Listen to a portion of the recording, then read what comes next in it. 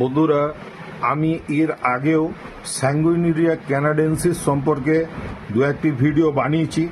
আজকে আবার আরেকটি ভিডিও বানাচ্ছি। এই ভিডিওতে আমি স্যাঙ্গুইনেরিয়া ক্যানাডেন্সিস যে শুধু মাথার ব্যথা বা নাকের পলিপাস বা ইউটেরাসের কোনো প্রবলেম বা স্তনের টিউমার হলে কাজ করে, টিউমার বা ক্যান্সারে হলে কাজ করে, বা আধকপালি ডান দিকের আধকপালিতে কাজ করে তাই নয়, এটি কিন্তু বাতের ব্যথার জন্যও কিন্তু খুব ভালো। অর্থাৎ আমি বোঝাতে চাইছি, এটি শরীরের যেমন উপরের অংশে ব্যবহার হয়, ঠিক সেরকমই নিম্নাংশেও কিন্তু এটি খুব ভালো কাজ হয় এবং গোটা শরীরের উপরেই এটি কাজ করে। আমাদের বেশিরভাগ ওষুধই কিন্তু সারা শরীরেই কাজ করে।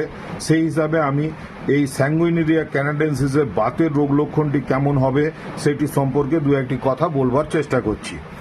বাতের ব্যথা এটিও ডান দিকের কাঁধে থেকে হতে পারে। অর্থাৎ আমরা যদি সার্ভাইকাল স্পন্ডালাইটিসকে পাই আর কি, সার্ভাইকাল স্পন্ডাইলোসিস, এই ক্ষেত্রে কিন্তু তাদের ডান দিকের কাঁধে অথবা ডান দিকের হাতটি যেন অবশ অবশ হয়ে যাচ্ছে, এই ধরনের একটি সিমটমস আমরা পেতে পারি। অথবা যে পেশেন্ট আমাদের কাছে এসছে তার হয়তো এরকম পাস্ট হিস্ট্রি পাওয়া যেতে পারে যে তার প্রথম যখন এই ব্যথাটি শুরু হয়েছিল তখন হয়তো সে কোনো ভারী জিনিস তুলে ফেলেছিল, তখন থেকে তার ব্যথাটা শুরু হয়েছে। এটিকে কনকমিটেন্ট সিমটমস বলে, তোমরা নিশ্চয়ই জানো। সেই ক্ষেত্রেও কিন্তু আমরা এই স্যাঙ্গুইনেরিয়া ক্যানাডেন্সিস ওষুধটি ব্যবহার করতে পারি। ঠিক সেইভাবেই যদি ভারী জিনিস তোলার জন্যে যদি কারুর কোমরে বা পিঠে তার সেই সময়ে হয়তো চোট আঘাত বা ব্যথা হয়েছিল, হয়তো সেই সময়ের জন্য কিছুদিনের জন্য সে হয়তো ভালো হয়ে গেছিল কোনো পেন কিলার খেয়ে, কিন্তু আবার তার বা কোনো মলম লাগিয়ে হয়তো ভালো হয়ে গেছিল, কিন্তু আবার সেটি রেকার করেছে এবং বারে বারে হতে থাকছে এবং এখন আর পেন কিলার খেলেও সে হয়তো ভালো হচ্ছে না।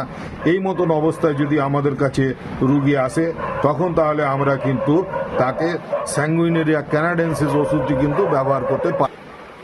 স্যাঙ্গুইনেরিয়া ক্যানাডেন্সিস ওষুধটি বাতের ব্যথায় তো খুবই উপকারী, এটি বললাম, কিন্তু আমাদের সিমটমসগুলি ম্যাচ করতে হবে এবং মিলিয়ে দেখে নিতে হবে।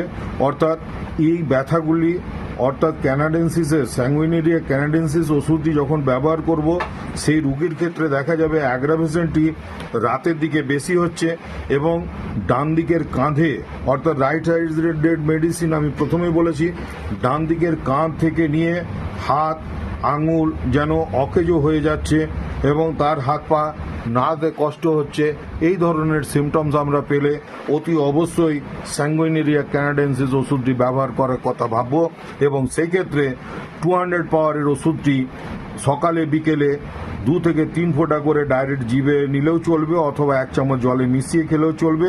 অন্ততপক্ষে 3 দিন অর্থাৎ 6টা ডোজ দিতেই হবে।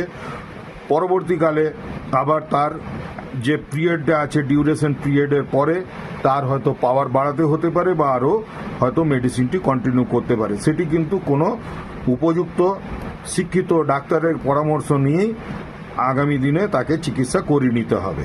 এটি হচ্ছে আমার মূল বক্তব্য, যে আমি ওষুধগুলি এডুকেশনাল পারপাসে ডিসকাস করছি, কিন্তু ডাক্তারের পরামর্শ ছাড়া কিন্তু এই ওষুধ খাবার কেউ চেষ্টা করবেন না। ধন্যবাদ বন্ধুরা, সকলে ভালো থেকো আর আমার সাথ দেবার চেষ্টা করো। যদি এই ভিডিওটি ভালো লেগে থাকে তাহলে লাইক শেয়ার সাবস্ক্রাইব করে আমার সাথ দেবে।